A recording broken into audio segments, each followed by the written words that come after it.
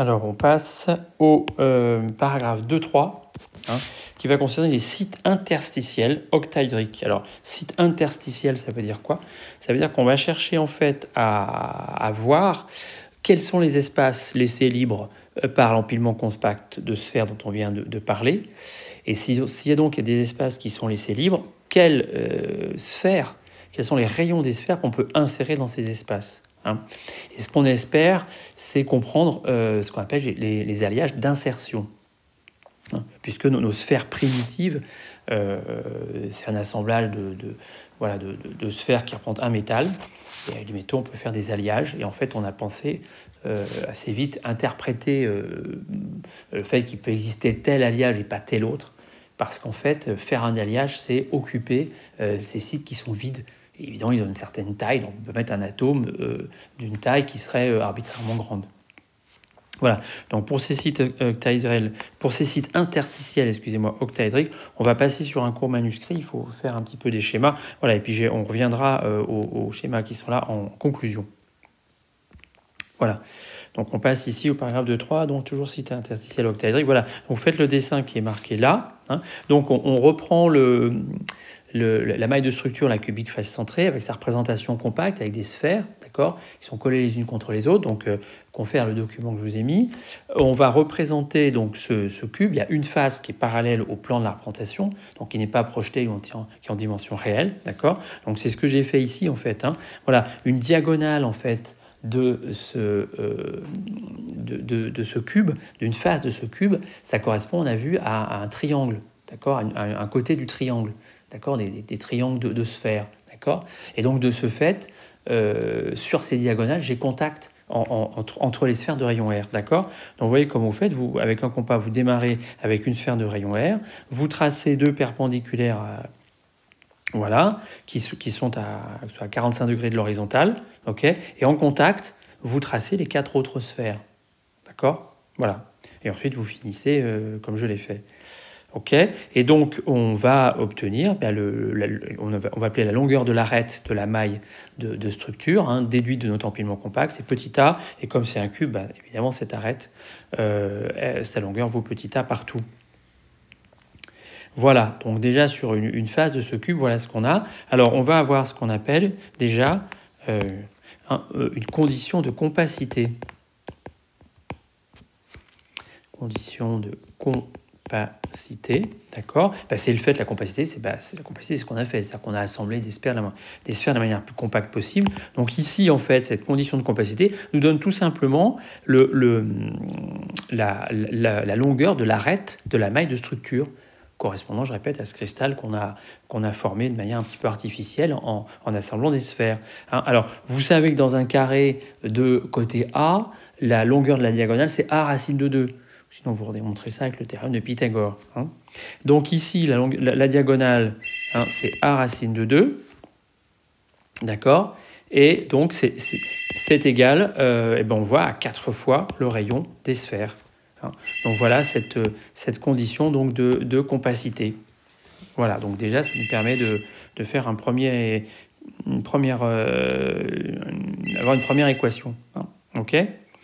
Alors ensuite, on va compléter le dessin en perspective. Voilà. Donc on trace les droites. Je vais peut-être aller un petit peu loin là-bas. Voilà. Ok. Hop là, mince. Là, c'est pas très joli là. Voilà.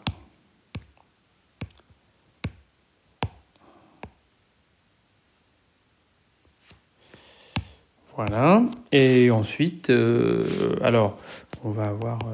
hop là, mince.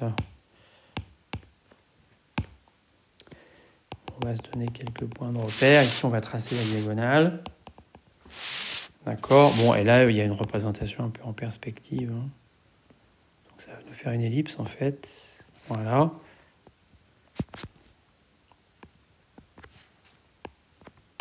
Voilà, sphère de rayon R. Bon, c'est un peu moche mon truc quand même là-bas.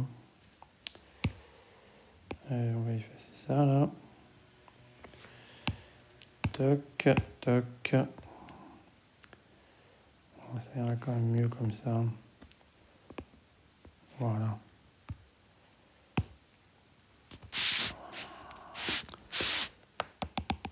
Voilà. Donc ici, voilà, on va avoir des...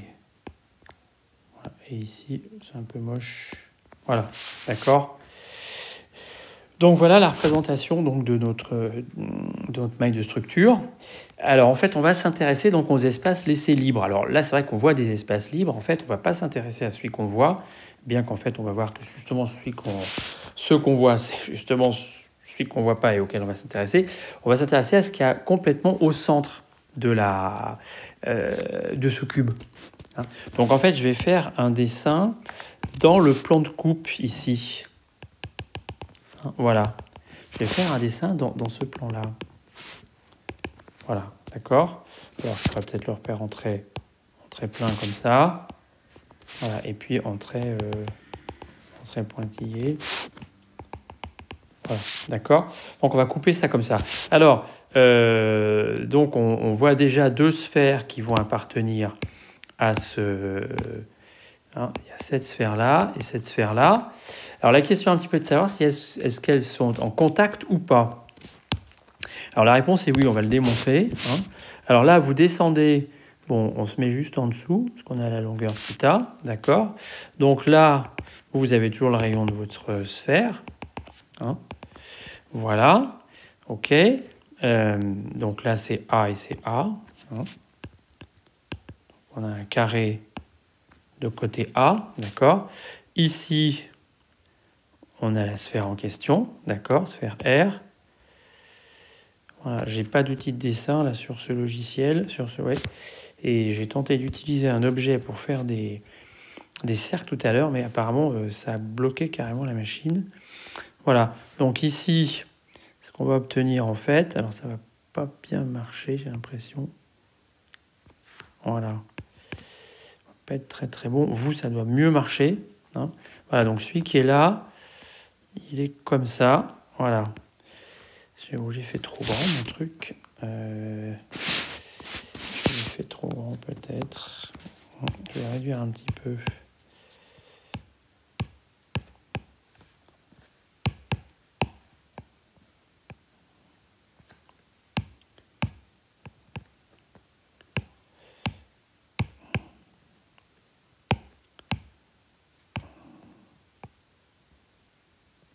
Voilà. Voilà. Voilà. Et voilà. Oui. Bon. J'espère que ça sera mieux chez vous. Voilà. Donc, cette sphère qui est bleue ici, je la retrouve là. Hein, et cette sphère qui est verte ici, on la retrouve là. Alors, est-ce qu'elles sont en contact ? La réponse est oui, en fait. Alors, pour voir si elles sont en contact, on va simplement calculer cette distance ici, d'accord, entre ce point-là et ce point-là. Alors, cette distance, combien elle vaut ? Là, c'est dans un carré de côté A sur 2, d'accord ? Donc, cette distance, elle vaut A sur 2 racine de 2. Elle vaut A sur 2 fois racine de 2, d'accord ? Mais A sur 2 racine de 2, si je regarde ma condition de compacité, hein, A sur 2 racine de 2, c'est 2R. D'accord ? Ok ? Donc ici, je sais que j'ai R. Et là, je sais que j'ai R jusque-là. D'accord ? Donc forcément, c'est en contact. Hein. Donc là, il y a contact, là, il y a contact, là, il y a contact. Voilà, d'accord ? Donc ça, c'est le plan de coupe. Alors évidemment, si on était... Tout est bien que si je m'étais mis dans ce plan-là, j'obtenais la même chose. D'accord ? Et si je m'étais mis dans ce plan-là, j'obtenais la même chose encore. D'accord ? Voilà. Donc, en fait, ça représente ce qui se passe un peu dans les trois dimensions. Donc, à la fois à l'horizontale, si vous voulez, à la verticale, on dirait parallèle à nous, en quelque sorte, parallèle au bas de l'écran, et à la verticale, parallèle au côté de l'écran, si vous voyez ce que je veux dire. Il faut voir dans l'espace. Hein, j'avais oublié de vous le dire, ça. Voilà. Bon, donc en fait, ce qui va m'intéresser, c'est le rayon de la sphère que je peux caser ici. Voilà. Donc c'est un rayon petit r. Hein. Voilà. Et quel est le rayon que je peux caser ici? Voilà. Quel est le rayon que je peux caser ici? Voilà. Bon, alors, c'est pas trop compliqué. Alors, je vais avoir contact ici, contact là, contact là, contact là, et pareil en dessus et en dessous, en fait. D'accord, hein? C'est-à-dire que je vais avoir contact avec la sphère qui est ici, d'accord, hein, comme on avait contact avec la bleue et la verte. D'accord, voilà, et qui sera en dessus. Mais la distance sera la même, si vous voulez, d'accord, hein, parce que ce qui se représente dans ce plan, c'est ce qui se passe dans les deux plans verticaux. Voilà. Donc, qu'est-ce que j'ai ici?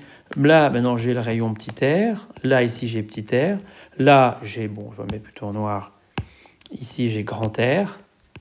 Et là, j'ai grand R. Voilà. Donc, le rayon R le plus grand, hein, c'est celui que j'ai représenté, d'accord? Donc j'ai 2 grand R plus 2, excusez-moi, plus 2 petit r, d'accord? Donc ce qu'on voit ici, hein, égale petit a. D'accord. Or petit a, c'est 4r racine de 2 par la condition de compacité qu'on vient d'écrire en dessous. Voilà, alors en général, on l'exprime en fonction de grand R. Donc ça me donne la chose suivante. Si je divise tout par 2, hein, ça me fait grand R plus petit r égale 2R sur racine de 2, donc égale racine de 2 fois R. Et ce qui fait donc que petit r, voilà, c'est racine de 2R moins R.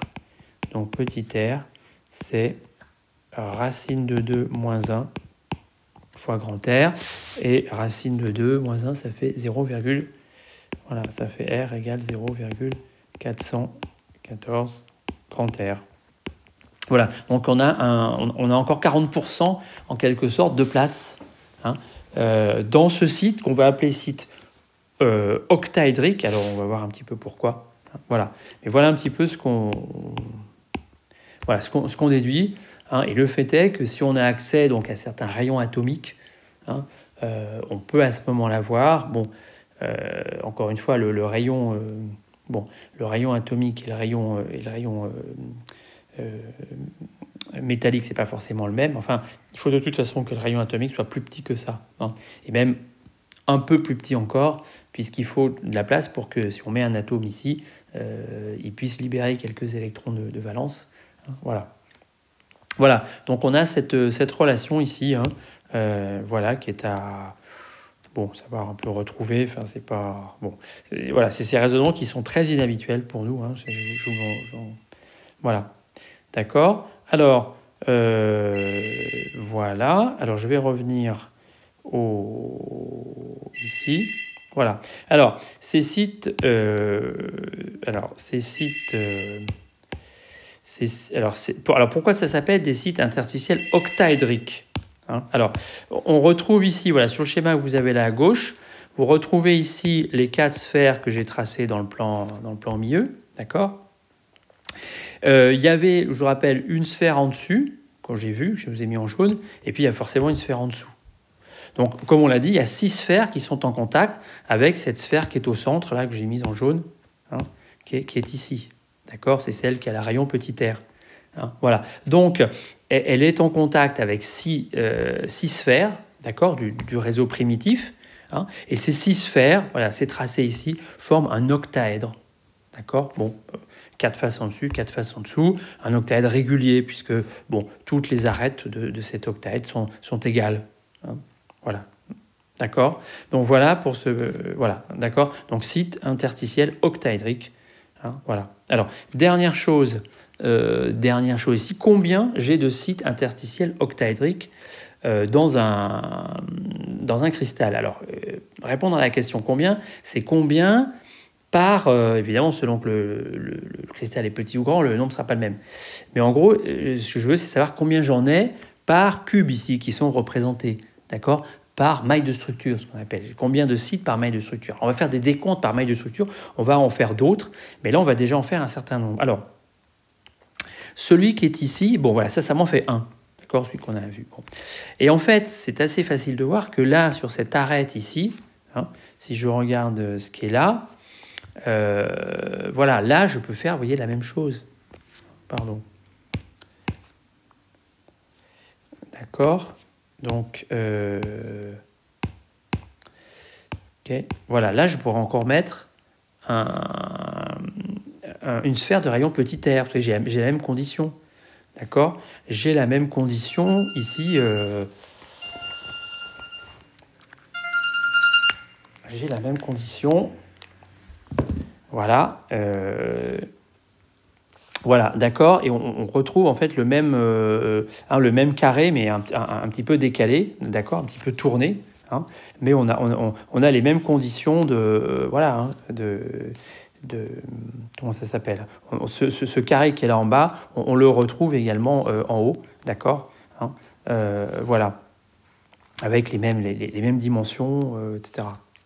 Voilà. Donc en fait, un site octaédrique, j'en ai un là, et puis j'en ai un là, et puis j'en ai un là, et puis j'en ai un là, et donc vous voyez que puis j'en ai encore un là, et puis j'en ai encore un là, et puis j'en ai encore un là, et puis un ici, d'accord. Voilà. Donc en fait, j'en ai autant que d'arêtes. Alors des arêtes dans un cube, j'en ai combien? J'en ai 1, 2, 3, 4 en haut. Après, j'en ai 4 verticalement, ça fait 8. Et puis ensuite 4 en bas. Donc ça fait 12. Voilà, donc j'ai 12 arêtes. Donc en tout, ça m'en ferait 13. Bon, alors on ne peut pas compter comme ça en fait. Hein. On ne peut pas compter comme ça parce que l'idée, si vous voulez, bon, enfin, on verra. Ben, je vais en fait, celui qui est là, par exemple, il appartient, celui qui est au centre, il appartient qu'à la maille de structure que je suis en train de considérer. Mais celui qui est ici, voilà, là, sur cette arête qui est là, j'ai 4 cubes que je peux mettre sur une arête quand vous assemblez des cubes, n'est-ce pas? Voilà, vous avez 4 cubes que vous mettez ensemble. Et il y a une arête qui est commune à ces 4 cubes, d'accord? Si vous les réunissez. Hein. Donc là, on peut voir que cette arête-là est commune à 4 cubes. D'accord? Donc ça veut dire que ce site octaédrique, il est partagé entre 4 cubes. Donc je vais le compter comme un quart. D'accord? Sa contribution, c'est un quart. Hein, voilà. D'accord? Donc, des sites comme ça, on a dit qu'on en avait 12, et ils comptent tous pour un quart. Donc en gros, c'est-à-dire que 12 fois un quart, c'est 3. D'accord? Donc voilà, ça veut dire que statistiquement, si vous voulez, ces sites-là, j'en ai 3 par maille de structure, plus celui qui est au milieu, ça fait 4. D'accord? Voilà. Hein, ok. Donc le nombre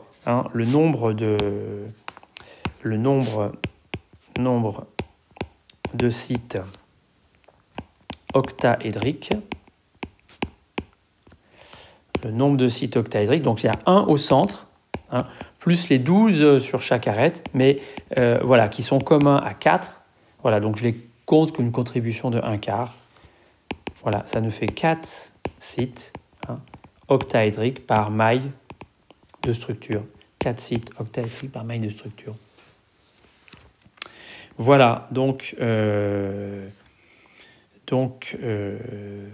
voilà, on a fini ce paragraphe 2-3 sur les sites interstitiels octaédriques. Voilà, j'ai dit tout ce que j'avais à dire.